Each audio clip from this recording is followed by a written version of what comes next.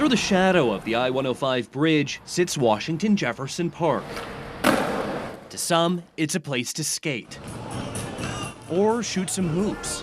But on the other side of the train tracks that bisect the park, it's all these sounds that Wayne Williams wakes up to each morning. Anybody can become homeless. That's the whole secret. A Thurston High School graduate and logger by trade, he says complications with disability pay after a back injury put him on the street. He's been camping in Washington Jefferson Park for about a year now. The city stepping up and making this a sanctuary has been the biggest blessing on the planet for homeless people. Since the coronavirus pandemic began, the city of Eugene has been following CDC guidance to not move homeless camps as they normally would to slow the spread of the virus. It's a very nice place to be able to put your tent up and not have to worry about the cops coming in or the park coming in and kicking you out. A sense of stability, Williams says, is like nothing he's experienced on the streets before. We can stay in our tents, we can get some sleep without any interruptions. We can live the best we can live here. That's the story across Eugene right now. And no, your eyes are not deceiving you. There are more tents on the streets now than there were before the pandemic. Check out this map of homelessness work orders that the city got from the month of March alone. You can see that homeless camps dot the entire city with wide swaths of campers at Washington Jefferson Park and along our city's waterways, as well as clusters of car campers in West Eugene.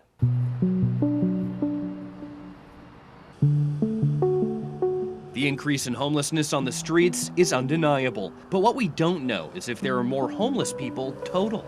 SARAI Johnson manages the city and county's joint homelessness efforts and says the count of unhoused people in Lane County has actually dipped to the mid-3000s each month since the pandemic began. The numbers that we have reported are lower than they have been in past years, though we can see with our eyes that the numbers have not actually reduced. The county measures homelessness by the number of people who access resources on any given month.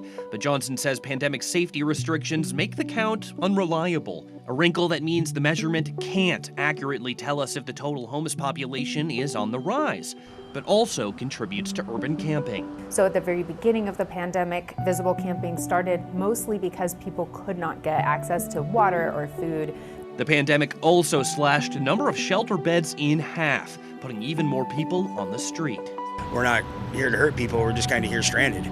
The county trying to make a dent in those losses with pallet shelters and microsites, and using unprecedented COVID funding from the federal government to invest in long-term housing options.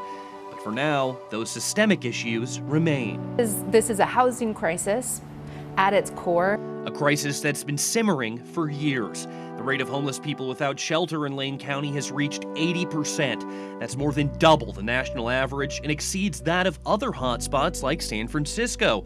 And Johnson says economic status and inability to pay rent are the driving force. We also have many factors that are all conspiring at the same time to make this problem much more challenging, including our lack of housing inventory, our low vacancy rate for rental housing, our incredibly stressed housing market overall. A concoction of factors that's exploded onto our streets with real consequences. So we have 27 private studios here in the building.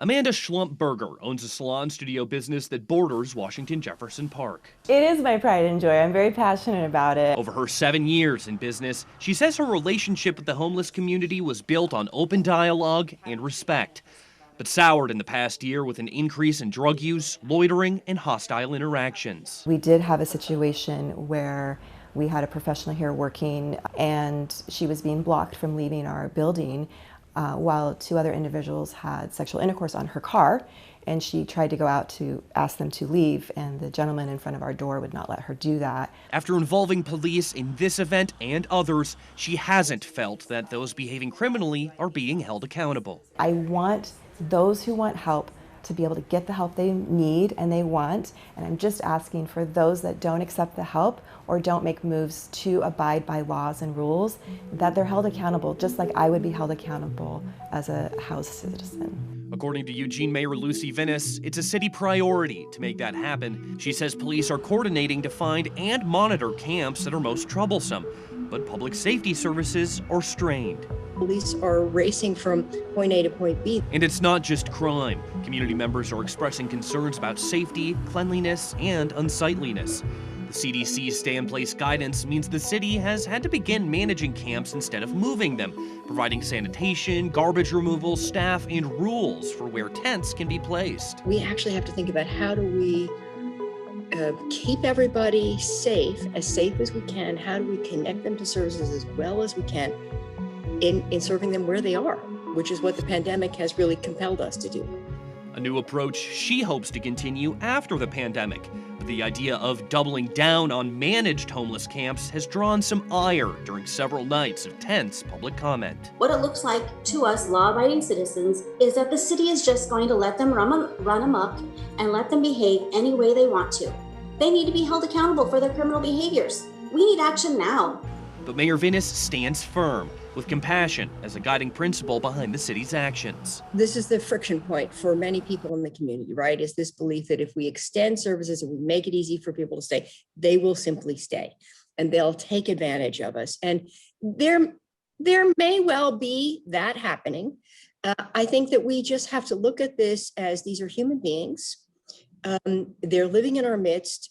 What choice do we have but to provide for their basic needs? That's the thinking behind a recently passed city ordinance that will create new managed sites for tents and car camping.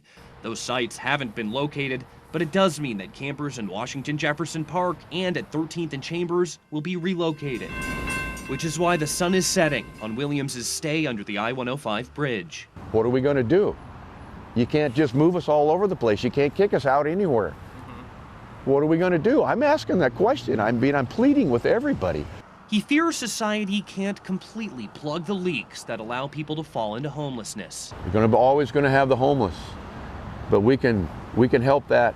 We can make some changes so there's not so many of us, so that we can kind of scoop up what's coming in. But short of plugging the leaks, leaders are hoping to slow it to a trickle. Because there's going to be more. Before the whole city floods. In Eugene, Chris Leuenberg, KEZI 9 News.